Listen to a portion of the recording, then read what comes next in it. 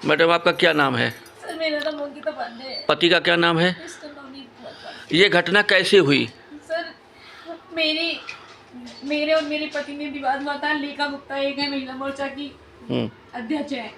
उनके चक्कर में उनके सारे सबूत मेरे पास रखे हुए, बस यही बात था कि हमने उनसे कहा, तो इसी चक्कर में मारपीट हुआ था लेखा गुप्ता के चक्कर में।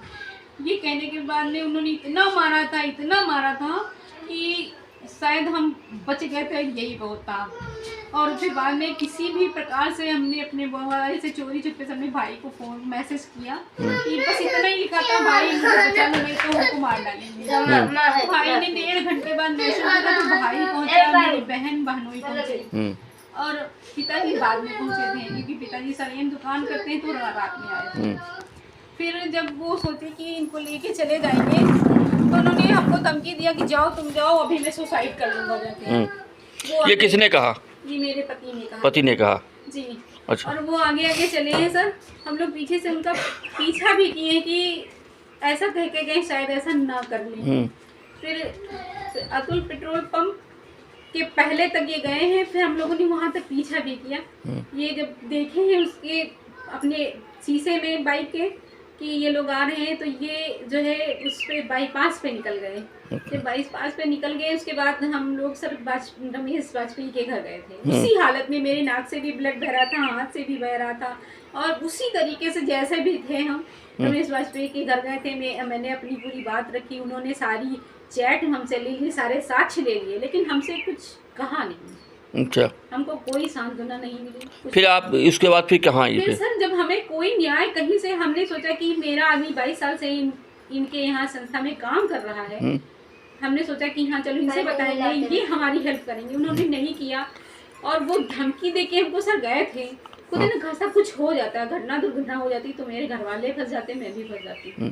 तो उसके बाद आप थाने गई? सर हम थाने गए थे, मैंने एप्लीकेशन दी। सर ये नहीं पता था कि ये मुकदमा तुरंत लिख जाएगा। अच्छा जी, मुझे ये नहीं पता। अच्छा।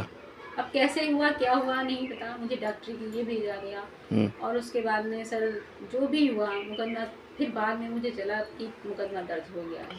उसके बाद फिर इन्होंने फिर क्या किया? उनके परिवार वालों ने? उनके परिवार वाले हमारे खिलाफ मुकदमा दर्ज कराने गए थे कि इन लोगों ने किडनैप कर लिया है, कि जो है जो भी सर हुआ, तो कोतवाली से उन लोगों ने मना कर दिया कि FIR उसकी दर्ज हो चुकी है, उसके खिलाफ आप लोग एक्शन नहीं ले सकते हैं। तब इन लोगों ने गुमशुदगी दर्ज कराई थी।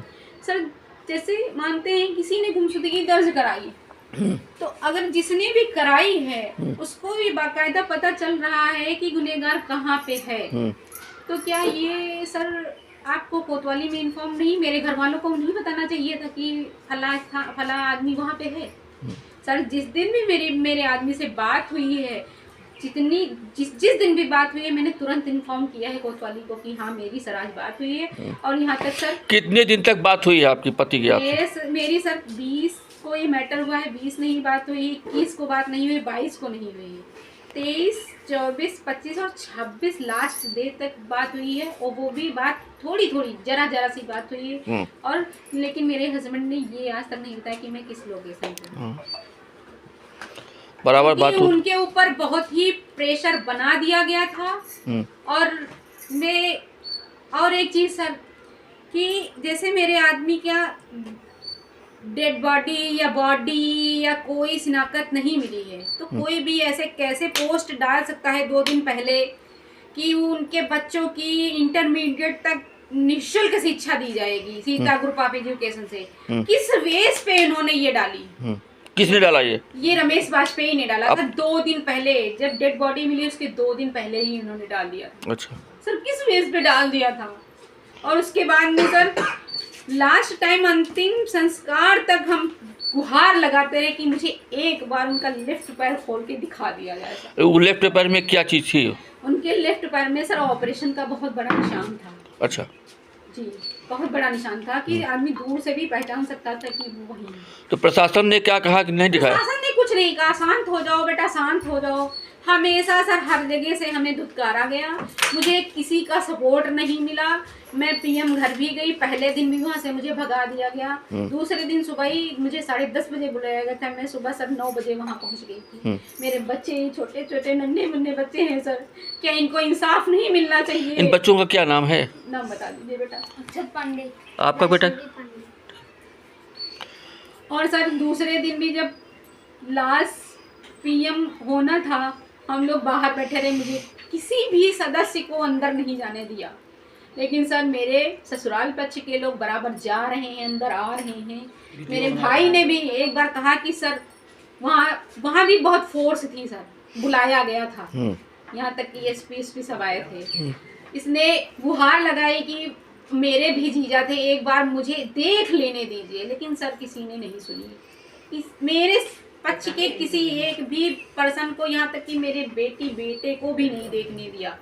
और सब डेड बॉडी बाहर आई, वो कफन में लपेटे थे, बस इतना देखा। वो भी जरा सा भी देर, जैसे ही हम वहाँ पहुँचे बस तुरंत हटा दिया गया। अच्छा। पीएम घर में भी। और सर वहाँ पे एक बात हुई थी, वो तो आज मुझे पता चली, जो मेरी बेटी ने देखा था। आप सब से ही पूछ लीजिए। बेटा क्या देखा था आपने? सर मैं वॉशरूम गई थी तो सर रजत तिवारी ने